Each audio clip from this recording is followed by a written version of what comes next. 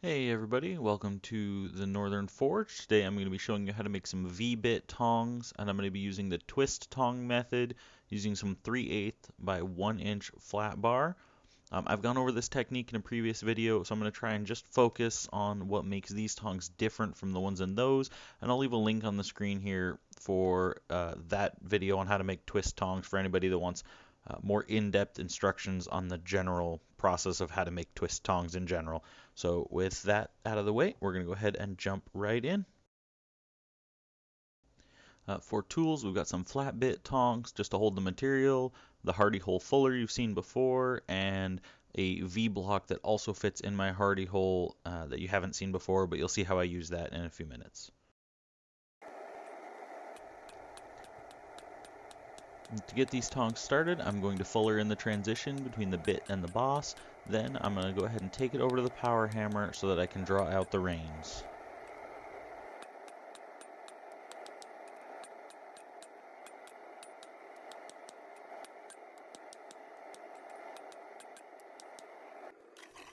And I am using the power hammer for this, but like I always say whenever you see me using the power hammer in one of these videos, this absolutely can be done by hand. I've done it plenty of times. I just use this to save time, save energy, save my shoulder, so that I can focus more on the things that I need to do by hand.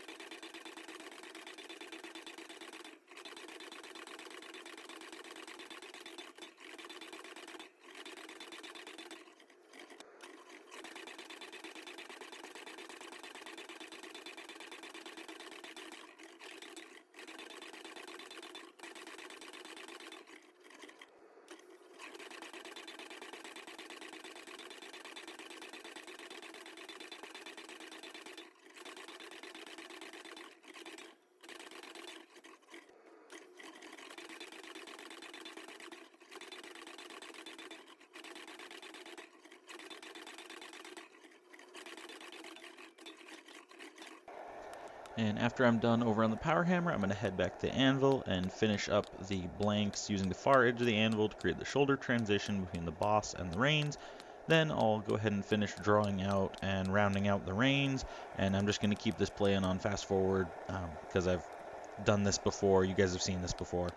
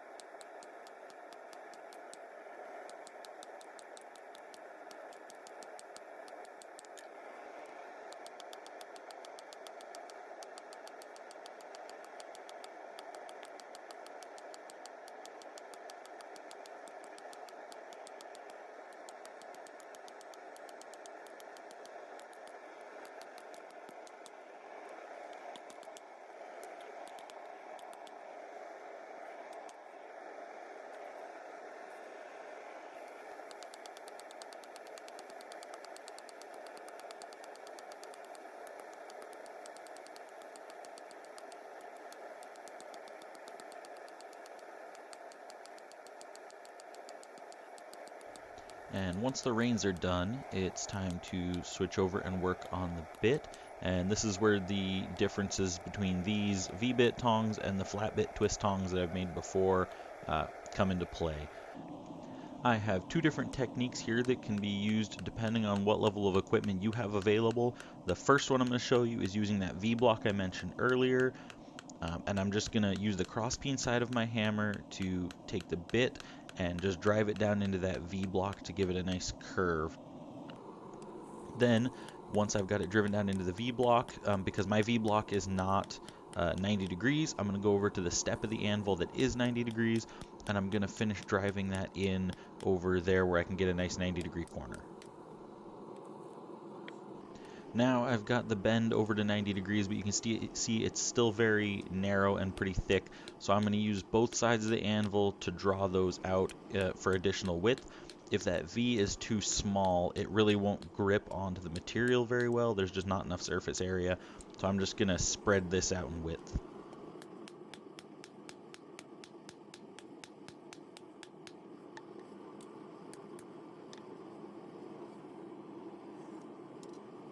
And for the other side of the tongs, the second technique is I'm going to be using the vise. You can actually see here in a second on the first attempt it did not bend over very well, so I'm going to take this back over to the anvil, and here I'm just going to use the crosspeen side. I'm doing the same thing as with the first side of the tongs, but I'm doing the steps in reverse. Those ones I bent them first and then spread them. Here I'm going to spread them out to the sides using mostly angled blows, but I also use the crosspeen of the hammer some. And I'm just going to spread them out wide first, and then I'll bend it over once I have the width I want.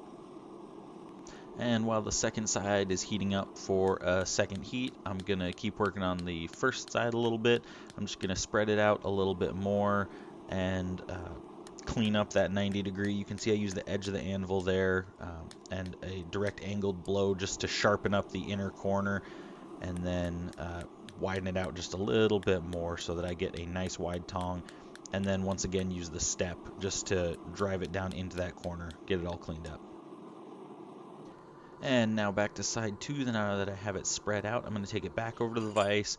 I'm going to put it halfway down in the vise and bend the exposed section over.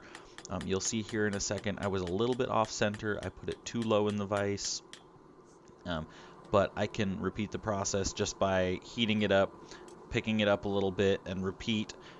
That'll center that V a little bit better.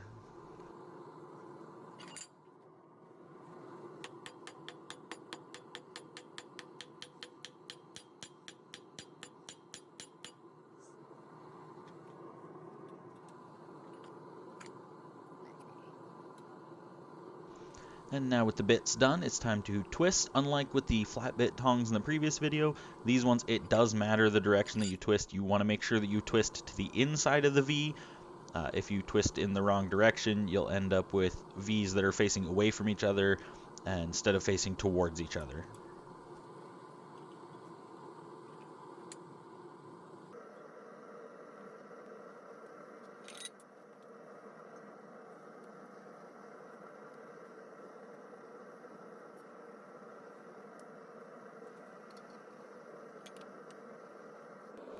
And now it's time to punch and assemble the tongs. Again, this is basically the same as in the previous video, so I'm just going to kind of fast forward through it.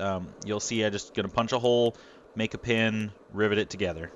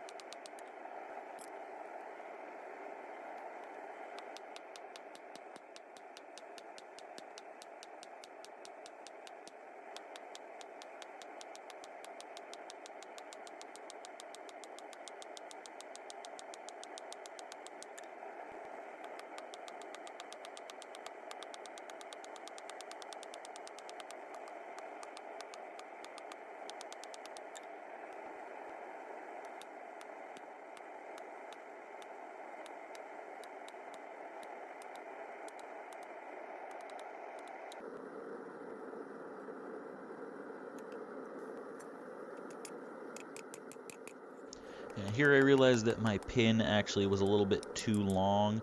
For those who watched the previous video on making the flat bar tongs, you'll remember that I actually bent the pin over in that one. Here I caught it in time, so I'm just going to get my Hardy hot cut back out, and I'm going to trim the length of that pin down. That way it'll rivet down nice and clean instead of bending over to the side like the last one did.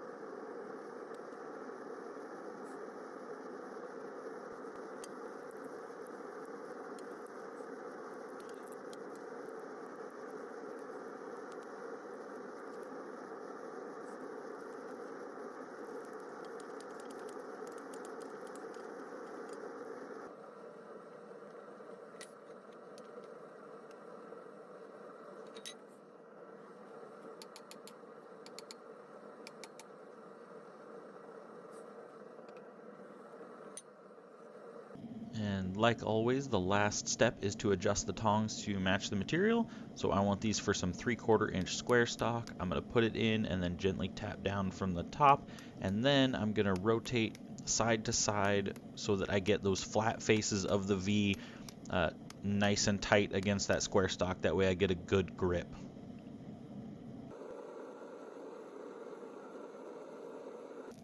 I cooled the tongs down in some oil. It helps to lubricate the pivot, the hinge, and also helps keep them from rusting. You can see that there's some snow coming down. My stuff tends to get pretty wet. Anyway, these tongs are ready for action. Thank you all for watching all the way to the end. Please like and subscribe if you enjoyed, and leave a comment below with other projects that you'd like to see me forge.